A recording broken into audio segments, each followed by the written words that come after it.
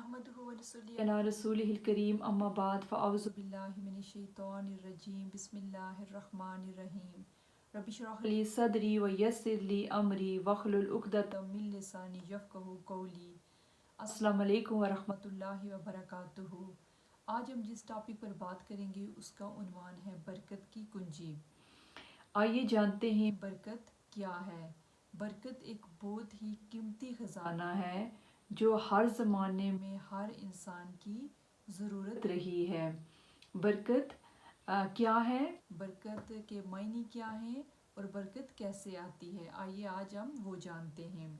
बरकत के लग़वी मायने हैं नियामत की ज़्यादती, कसरत खैर और खुशकिस्मती।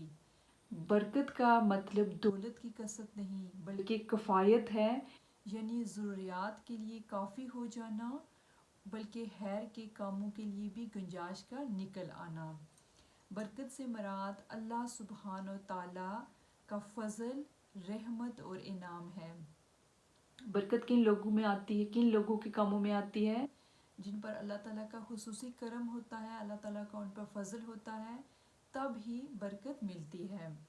ये बरकत किसी भी चीज़ में मिल सकती है, मसलन दौलत में, इल्म में, औलाद में और माल में। इन सब नियामतों में बरकत सिर्फ अल्लाह सुब्हानो ताला की तरफ से आती है, जो गैर महसूस तरीके से इन नियामतों में इजाफे का बायस बन जाती है। हम बारहा कोशिश करेंगे हमारे काम में बरकत आ जाए, रहमत आ जाए, लेकिन जब तक अल्लाह ताला की मदद शामिल नहीं होगी वो कभी भी हासिल नहीं होगी। कम असबाब में ज़्यादा काम हो जाना। आपने अक्सर देखा होगा कि एक शख्स जो माहाना 20,000 कमाता है, लेकिन जब उससे बात की जाए कि तुम्हारा रोज़मर्रा के मामलात या तुम्हारी ज़िंदगी के मामलात कैसे चल रहे हैं, तो वो बहुत ही मुतमईन होगा और कहेगा अल्हम्दुलिल्लाह मेरे मामलात बहुत अच्छे चल रहे हैं।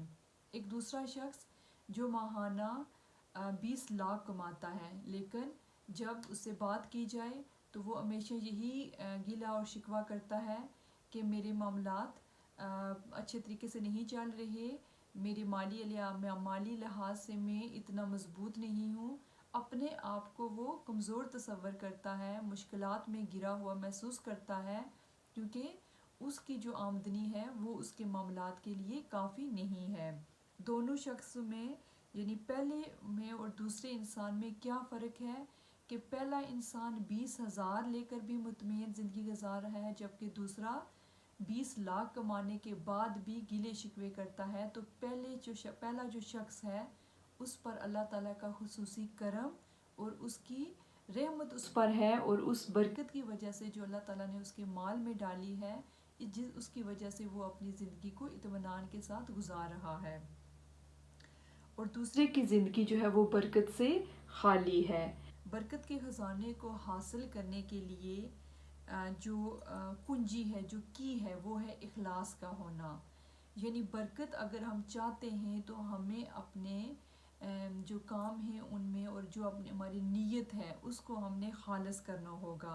हमारी ज़िंदगी में जो काम हो रहे होंगे उसमें हमें अल्लाह पर तवक्कल करना होगा और ये समझना होगा कि अल्लाह की रज़ा इसमें शामिल है और हम अल्लाह की रज़ा में राज़ी हैं, और जो काम भी करेंगे वो खालिस नीयत के साथ सिर्फ़ और सिर्फ अल्लाह ताला को खुश करने के लिए करेंगे।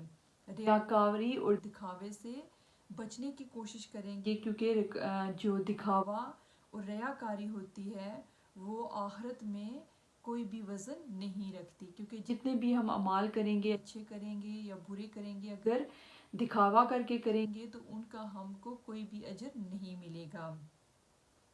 नीयत की दुरुस्तगी और इखलास छोटे कामों को भी बड़ा कर देती है, यानी उनमें खैर और बरकत डाल देती है और उनमें उनके दर्जात बुलंद हो जाते हैं। इन्नमल अमालु बिन्नियात, आप सल्लल्लाहु अलैहि वसल्लम ने फरमाया अमाल का दारोमदार नीयतों पर है, हर इंसान को इसकी नीयत के मुताबिक ही अजर मिलेगा। कामों की कबूलियत की पहली शर्त नीयत का इखलास है।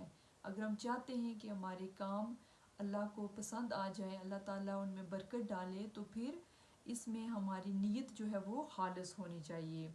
कामों की कबूलियत اور دوسرے جتنے بھی پہلی تو یہ کہ ہماری نیت خالص ہونی چاہیے، دوسرا ہم جو بھی کام کریں وہ قرآن اور سنت کے مطابق ہونا چاہیے۔ آئیے دیکھتے ہیں کہ برکت سے کیا فائدے حاصل ہوتے ہیں۔ اس سے قلبی اور روحانی سکون ملتا ہے۔ برکت سے اللہ کی مدد آتی ہے، انسان اللہ کی رضا میں راضی رہنا سیکھ جاتا ہے۔ برکت سے اللہ کی مدد آتی ہے، نیکی کے کاموں کی توفیق مل جاتی ہے، اللہ تعالیٰ دین میں استقامت پیدا کر دیتے ہیں، کم وقت میں ہم زیادہ کام کر سکتے ہیں، آزمائشیں اور مصیبتیں ٹل جاتی ہیں، وسعت قلبی اور غنا آتا ہے۔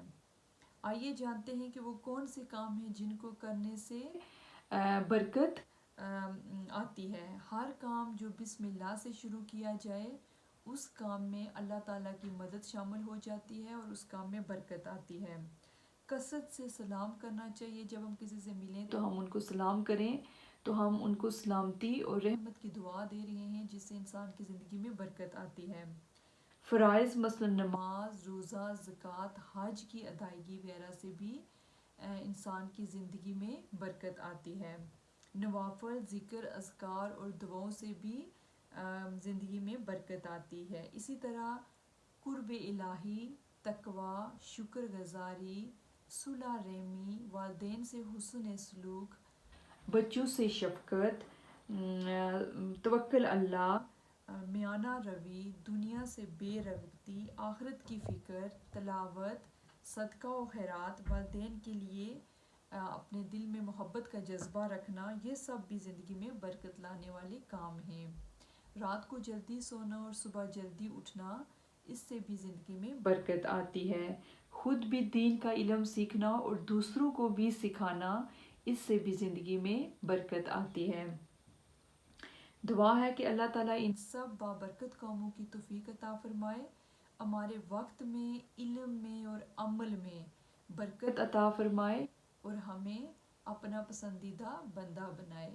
آمین ثم آمین۔ السلام علیکم ورحمۃ اللہ وبرکاتہ۔